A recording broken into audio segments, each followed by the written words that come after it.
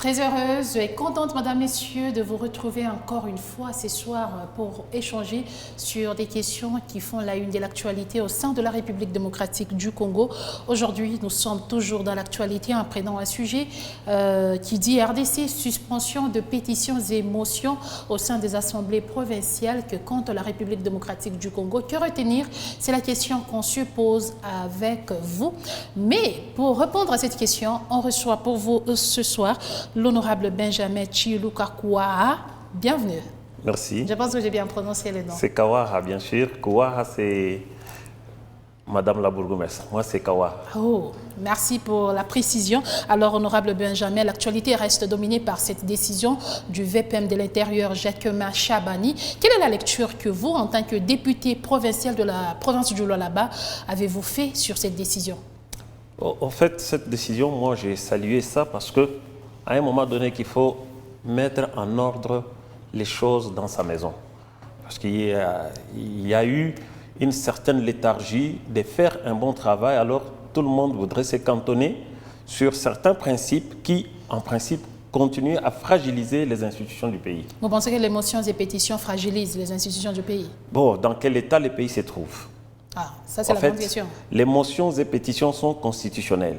Mais lorsqu'il y a un État qui n'est pas sur des bons rails, que je peux dire ça, alors je pense le ministre de l'Intérieur, sur instruction du président de la République, il a pris une décision salutaire de suspendre d'abord et on arrange les choses et on va évoluer. En quoi est-ce que les motions et pétitions ont empêché la République de... Parce que vous avez dit que c'est quelque chose qu'il faudra prendre comme décision pour le bien du pays. Alors en quoi est-ce que cela a empêché le développement du pays? Je dois partir en fait, du commencement.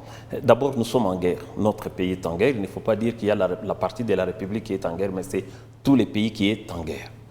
Deux provinces qui sont sous état d'urgence, honorable. Justement, il y a état d'urgence qui est constitutionnel. Okay. On pouvait déclarer l'état d'urgence pour tout l'ensemble du pays. Bon, cependant, nous, en tant qu'élus de peuple, qu'est-ce que nous devrions faire? Parce que ceux qui sont à l'Est sont des Congolais comme tout le monde. Nous devrions mettre nos efforts ensemble, regarder dans une même direction pour d'abord bouter l'ennemi hors de notre territoire et après, nous allons continuer notre gestion du pays. Mais à l'état actuel, il semble que certains s'accrochent d'abord à certains éléments constitutionnels et bien sûr, en oubliant que nous sommes dans un état de guerre, qu'il faille d'abord trouver la paix, trouver l'intégrité de notre territoire. Et c'est alors qu'on pouvait maintenant entrer dans la cuisine pour arranger des petites histoires, des petites querelles que nous avons entre nous. Donc, faudra-t-il cautionner certains désordres parce que le pays est en guerre? Non, il n'y a pas à cautionner des désordres. Bon, je donne un petit exemple. Nous sommes dans une maison, une demoiselle a fait une sauce, mais elle a mis beaucoup de sel. Et un petit enfant venait de faire un accident. Qu'est-ce qu'on fait d'abord? On traite l'affaire des tchoumvis qui manquent ou on court d'abord avec l'enfant à l'hôpital? Ah, donc vous pensez que c'est une question de priorité maintenant? Des priorités maintenant, parce que lorsqu'il y a deux stimulus, les plus puissants annulent l'autre. D'abord la guerre, l'intégrité de notre territoire, la paix, la cohésion nationale, et après nous allons continuer avec tout ce qui est toujours constitutionnel. Et même cette décision, elle est toujours constitutionnelle. De quelle manière est-elle constitutionnelle? S'il faut bien comprendre cette décision, nous pouvons aller à l'article 69, je pense, 69, où le président, qui est l'arbitre, quand nous allons à l'alinéa 3, et quand on parle d'un arbitre, c'est-à-dire, quand il observe, il a aussi une part de décision en tant qu'arbitre. Qu'est-ce qu'il devrait faire? En tant qu'arbitre, il dit, entre la guerre et la cohésion nationale, entre la guerre et l'amour entre nous-mêmes. Que devons-nous faire? Mettons d'abord bas la terre, ce qui est entre nous, luttons d'abord pour la guerre. Et cette décision n'est que temporaire. Donc à un moment donné, on va lever les moratoires et nous allons continuer. Donc vous, ça ne vous dérange pas parce que c'est personnellement, personnellement, ça ne me dérange pas. Je vais continuer à contrôler les gouvernements. Je vais continuer à interpeller ceux qui ne travaillent pas très bien. Pour quelle finalité? Mais justement pour remettre les choses sur les rails. Parce que quelle est la finalité d'une pétition? Quelle est la finalité d'une motion? Et surtout, motion de déchéance. Ça, quelle finalité? À un moment donné, on trouve que certaines assemblées commencent à se régler des comptes au niveau de l'hémicycle. Ah, vous êtes contre cette façon de faire, des règlements des comptes? Je suis très contre parce que cela n'avance à rien notre République. Comment ça? Comment vous expliquez? Mais comment nous pouvons nous régler les comptes entre nous-mêmes? Peut-être que nous nous sommes heurtés quelque part, nous avons des petits différends dans la société, dans la cité, et puisque j'ai l'autorisation d'écrire une motion, il y en a qui les font. Bravo à notre province du Lualaba. Parce que ces virus, nous sommes déjà immunisés, nous sommes vaccinés, ces virus n'ont jamais été chez nous. Mais ailleurs, il y a des personnes qui se règlent des comptes sur base des futilités et ils vont amener ça dans l'Assemblée. Et on déséquilibre les institutions. Vous pensez que contrôler l'exécutif, ça fait partie des futilités, honorable Benjamin? Non, les contrôles de l'exécutif, nous allons les faire même ici au Lualaba, partout ailleurs. Le président n'a pas interdit les contrôles. Un contrôle sans sanction, ça sera quoi sa finalité? Mais quelle est d'abord la première mission lorsqu'il y a un contrôle? Ce n'est pas toujours sanctionner, mais aussi conseiller, orienter et donner... Ah, ça fait partie aussi des missions? Ça fait partie des missions. C'est d'abord... vous conseillez, vous orientez, vous essayez de recadrer les choses. Et coordonner. Ce n'est pas toujours sanctionner, mettre quelqu'un en dehors de la scène. Est-ce que ça vous arrive de le faire? Vous lancez un contrôle et puis après vous essayez de coordonner l'action de l'exécutif provincial. Oui, exemple. Dernièrement nous avions été sur terrain, nous avions contrôlé les ETD et nous avons trouvé des failles, nous avons prodigué des conseils. Et il y aura encore notre suivi pour voir est-ce qu'ils ont accepté ce que nous leur avons demandé. Nous les faisons. Mais quand vous constatez que le conseil n'est pas pratique, n'est pas mis en pratique, alors que la sanction finale, c'est la pétition ou suspendre quelqu'un, mais vous n'êtes pas à mesure de le faire, est-ce que cela ne vous fragilise-t-il pas? Non, en fait, le président n'a pas dit que dorénavant, jusqu'à la fin de la République, il n'y aura plus jamais de pétition. C'est temporaire. Pour ce moment, pour le président de la République, pour les communs de tout Congolais, battons-nous d'abord pour l'intérêt de notre pays. C'est-à-dire, nous sommes en guerre, évitons d'être distraits. Ah, vous pensez que ces histoires de distraire la République? Non, c'est lorsqu'il y a des pétitions, lorsqu'il y a des motions dans des assemblées provinciales, ça régresse. À un moment donné, il y a une certaine léthargie, ça ne fonctionne plus. Alors que le président de la République a une mission régalienne. Cette mission, vous connaissez, de garder garder les bons fonctionnements des institutions. Et comme il trouve que dans certaines provinces, au lieu de travailler, de faire en fait, l'union de mettre les forces ensemble, ce que nous appelons l'effort de guerre, pour que nous donnions des stratégies, des moyens. Vous savez, la guerre, madame, on ne la gagne pas seulement avec les armes. Okay. On la gagne sur le plan diplomatique. Nous disons bravo au président de la République, ça évolue très bien. On la gagne avec les armes. Nous disons bravo à nos vaillants combattants avec les Wazalendo, parce qu'ils sont en train de stopper l'ennemi. Et ça se gagne aussi à l'interne, de manière constitutionnelle. Et sur le plan constitutionnel, nous devons d'abord être tous ensemble, nous devons avoir un esprit patriotique, nous devons avoir l'amour de notre pays, nous sommes tous unis. Mais le contrôle fait partie de l'amour du pays. Justement, on n'a pas interdit les contrôles dans des institutions. C'est à ce point que ça pose problème apparemment. Non, le contrôle aura bel et bien lieu. Mais les problèmes, on ne peut pas déséquilibrer les institutions, c'est-à-dire écrire des motions telles que, ou des pétitions telles que, telles dehors. Non. Des motions alimentaires, comme certains le disent. Telles Il dehors. semblerait que certains députés, pour ne pas généraliser, sont dans cette pratique de motions alimentaires. Je me dis, mais comment je veux me faire l'argent? J'ai besoin de l'argent, alors j'initie une... Et voyez-vous, c'est une anarchie. C'est vrai, parce que ça s'est dit dans l'opinion. Bon, c'est vous. Est-ce qu'on peut confirmer cette thèse? C'est vous qui les dites. Moi, Non, je me demande, parce je n'ai pas de preuves. C'est une version qu'on apprend. Ça ne se fait jamais au Lualaba. Moi, je ne peux parler que de ma province du Lualaba. Ça ne se fait jamais au Lualaba. Qu'est-ce qui s'est fait chez vous au Lualaba, puisque vous parlez Chez nous, au Lualaba, il y a d'abord l'amour de notre patrie. Il y a d'abord la cohésion nationale. Il y a la stabilité des institutions. Et ça, c'est les mots du président de l'Assemblée provinciale du Lualaba, il nous a toujours prôné l'équilibre des institutions, l'amour. Quand vous arrivez à l'Assemblée provinciale, il y a un arbre que nous avons planté là-bas. Lorsque le président Kasseya avait été plébiscité meilleur président de l'Assemblée provinciale qui prône l'amour. Donc, c'est ce qui est chez nous. Est-ce que cet amour que prône l'honorable Jean-Marie Kasseya, ça se matérialise au niveau de la province du Lualaba? Justement, c'est pourquoi il n'y a pas de pétition. Vous êtes sûr? C'est pourquoi nous sommes en amour, c'est pourquoi nous contrôlons, c'est pourquoi nous prodiguons des conseils, c'est pourquoi il y a des fruits, c'est pourquoi la province du Lualaba est construite.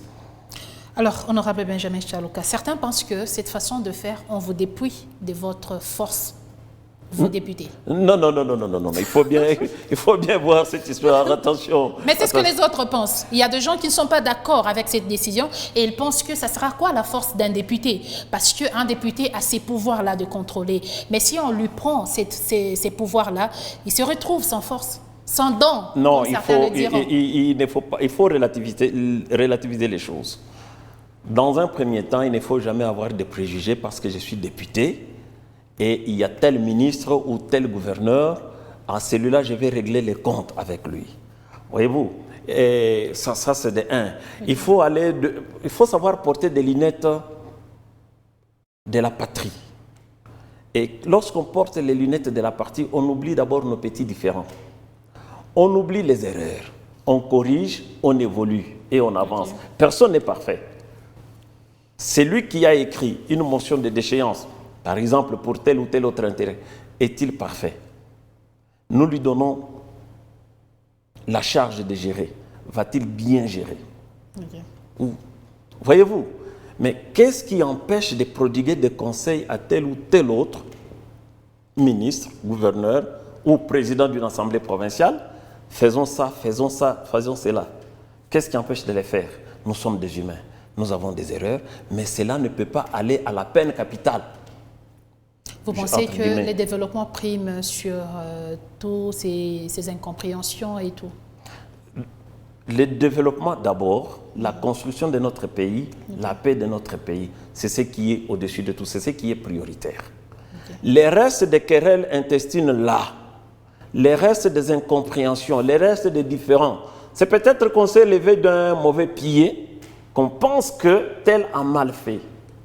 Voyez-vous, moi je pense que je soutiens cette idée de suspendre des motions, des pétitions, parce que nous sommes en guerre et tous les pays sont en guerre. Vous savez, moi je me dis que le président de la République est de bonne foi.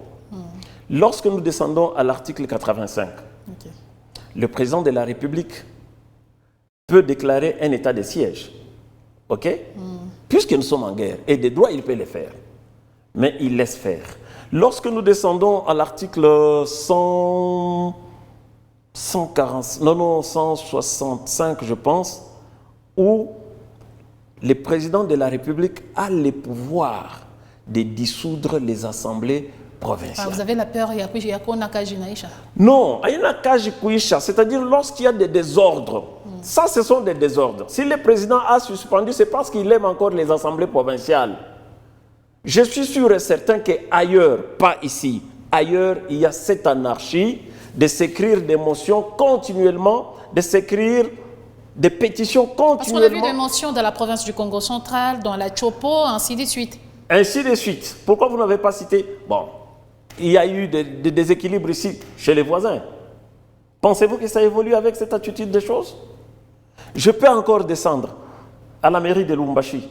Ce qu'il y a, est-ce que ça fait avancer les pays réellement? On ne réfléchit pas au développement quand il y a ces histoires. Voyez-vous, c'est ce que vous pensez? ça fait avancer les pays. Mais si le président a suspendu, c'est plutôt qu'il est de bonne foi. Il s'est dit non, ce sont des Congolais, ils ont été élus, ils doivent travailler. En attendant qu'on mette l'ordre au salon, suspendons d'abord cette affaire ici, regardons les yeux sur l'étendue de notre République. Est-ce que vos députés, pour ne pas dire les assemblées provinciales qui comptent la République démocratique du Congo, on peut dire que finalement vous avez fait mal à la tête du président de la République? Faire mal à la tête du président de la République, mais c'est plutôt, il est en train de s'étonner. Voyant, nous sommes tous membres de l'Union sacrée, la famille présidentielle, la famille politique présidentielle. Qui devait soutenir le qui président. devait soutenir les efforts du président de la République. Mais nous oublions ces efforts-là pour rentrer dans nos intérêts personnels. Pourquoi? C'est l'opportunisme qui prime au sein de l'Union sacrée ou comment? Bon, en fait, comme je l'ai dit tantôt, là, je ne peux pas être l'avocat des autres là qui les font. Et nous sentons que ce n'est pas bien. Heureusement, la province du Lualaba reste sur les rails et braque les yeux sur l'esprit nationaliste. Et nous évoluons avec notre province. Mais ailleurs, moi, je me dis que c'est peut-être des petits différends qui veulent se régler entre eux. Mais ici, chez nous, ça ne peut pas se faire. Elle a été primée, province modèle, il semblerait. Vous n'avez pas suivi la radio, Capi? Le conseiller du ministre de l'Intérieur a donné l'exemple de la province du Lualaba pour dire bravo à la province du Lualaba, il n'y a jamais eu de désordre. Donc, nous sommes modèles à suivre. Vous êtes modèle. Oui. Avec le leadership de l'honorable Jean-Marie Kassaya que nous saluons en passant. Alors, honorable Benjamin Chiluka, est-ce que ne trouvez-vous pas qu'avec cette façon de faire, les ministres se retrouveront dans une forme de confort? Oh non, c'est ce que nous disons. Il faut bien comprendre cet aspect des choses. Ils auront tout un boulevard devant, ils se disent Non. je peux faire tout ce que je veux. Non, non. Savez-vous que les ministres évitent aussi de salir leur casier judiciaire? Okay. Le savez-vous? Savez-vous que les ministres évitent aussi de déranger leur CV? Et on n'a pas dit qu'il n'y a pas de remaniement. Oh. Le gouverneur peut toujours entrevoir un réajustement dans son gouvernement provincial. Ça n'a pas été dit. Le problème, c'est parce que les gens veulent toujours qu'il y ait des motions. Mais lorsque nous prodiguons des conseils, lorsque nous appelons l'autorité provinciale, lui dire, regardez, dans tel secteur, ça ne marche pas, il y a ça. L'autorité provinciale peut prendre des décisions pour faire un aménagement dans son équipe. Ça, on n'a pas interdit. Donc vous pouvez arranger ça en interne? On peut arranger à l'interne. En tout cas, je prends tous les discours du ministre de l'Intérieur. Nulle part où il a dit qu'il ne faut pas réaménager les gouvernements. Nulle part où il a interdit les contrôles parlementaires. Nulle part où il a interdit les conseils. Okay. Vous comprenez? Mais par contre, prenons à l'exemple ces provinces-là. Ils ont voté combien d'édits? Okay. Ils se cantonnent seulement à écrire des pétitions. Bon, je ne les critique pas, mais c'est ce qui est vrai. Ils ont voté combien d'édits? Mais la province du Lualaba a voté combien d'édits? Si nous continuons à voter les édits, et d'ailleurs, ça fera peut-être l'objet de la prochaine séance plénière, c'est parce que nous sommes restés dans l'union sacrée en soutenant la vision du président de la République, bien sûr, avec les bâtons de Perlin que tient Madame la gouverneure. Est-ce qu'il y a une base légale qui justifie cette position de Jacquemain Chabani? Je vous ai dit tantôt là, lorsque nous prenons, vous savez, les mots s'interprètent selon les contextes et la posture. Okay. Ce n'est pas Jacquemain Chabani qui a donné cette position. Ce sont les idées du président de la République. Il est l'arbitre. Quand on dit l'arbitre, qui valide les buts? Quand nous sommes dans le match. Dans un match de foot, qui valide les buts? C'est l'arbitre. C'est à lui de décider si ce but est valide ou il est invalide. Et le président, il a regardé, il a trouvé que cette histoire, au lieu de dissoudre les provinces, enfin les assemblées provinciales, au lieu de décréter un état de guerre sur toute l'étendue de la République, je donne encore une seconde chance. Suspendons d'abord cette affaire de pétition, que tout le monde revienne sur le rail. Et alors avançons. Réfléchissons, paix, c'est ça, ouais. L'objectif, et stabilité. D'abord, l'intégrité de notre territoire. Merci, honorable Benjamin Chiluka Kouaha. J'ai toujours du mal. En tout cas, merci d'avoir répondu à notre invitation. Vous êtes député provincial ressortissant de la province du territoire des Dix Lolo. Madame, Messieurs, c'est la fin d'invité du jour. De ce jour, on se retrouve très prochainement.